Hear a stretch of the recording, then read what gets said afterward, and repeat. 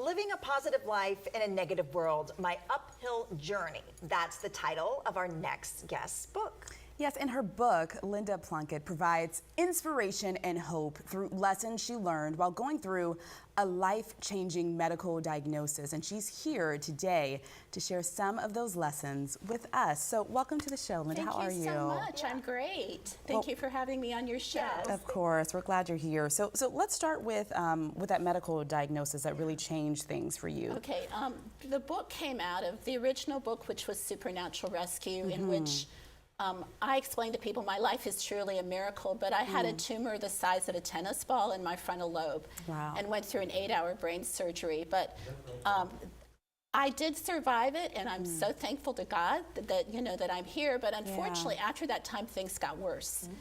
And you know, a major medical clinic at one point said, "There's nothing we can do. We can't help you. You won't get well."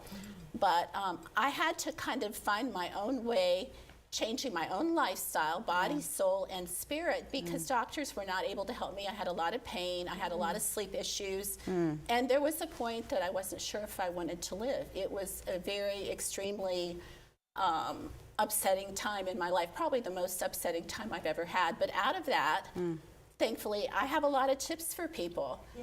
Going through a lot of different things, and you know, I'm grateful for that. In spite of what I had to go through, like I tell people, I think my pain is your gain, and what I have learned has helped a lot of other people. So I am grateful for that. Yeah. Well, kind of explain to me more about the book. How is it written? Is it written in a form of like tips or stories? It's a combination of tips and stories because, well, I was a psychologist for 20 years and had my own practice.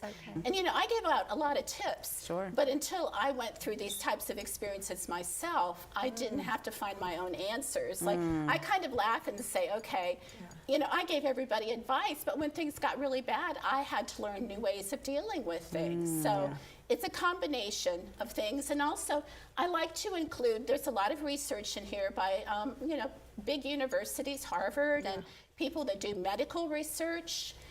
As well as people that give positive tips. I include those because I want to give other people's point of view as well. Yeah, for sure. Well, can you share some of those tips with us, just a few that you discuss in your book?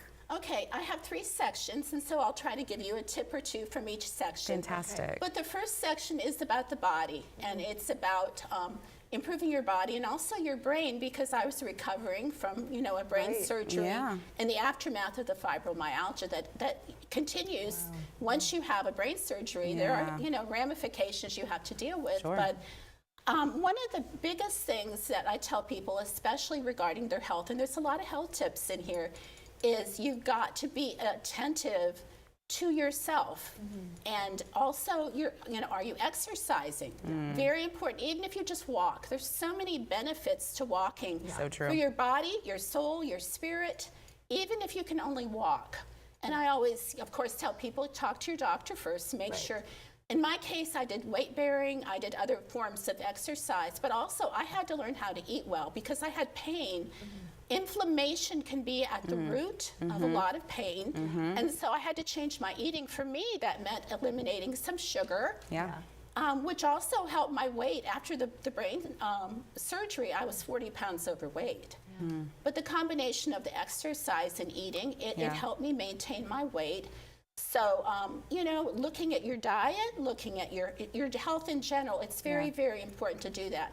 Now, going into section 2, which covers mind, will, and emotions, I want to talk a little bit about stress and dealing with stress. We all have stress. And we all need to, there again, pay attention to yourself. Don't pretend you're not going through it. We have busy lives.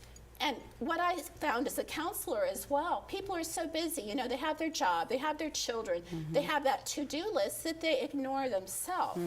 When you ignore yourself, you may be having more stress than what you realize.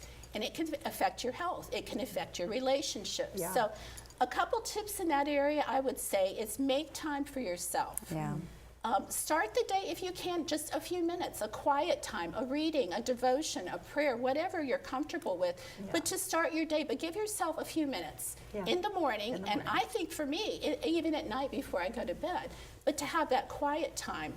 But also, if you can, during the course of your year, take a personal retreat. Oh, yeah. Because there again, you know, you're in, I know people in the grind, because I was in the grind for Right. many years, Yeah. and you ignore yourself. But stress can take a hold. It can cause a lot of problems. So very important, take time for yourself. And then thirdly, just a quick quick tip. Yeah. On the spiritual side, and I want to make it clear, I'm not pushing a religion or advocating a particular thought process as far as what you should believe in, but I do want to say having a relationship with God is important. Yeah. And although I will explain, if you read my book, the difficulties that I had, questions, why me, Yeah. why God, and why Yeah. aren't my prayers being answered? Yeah. But Yeah. if you hang in there, Yeah.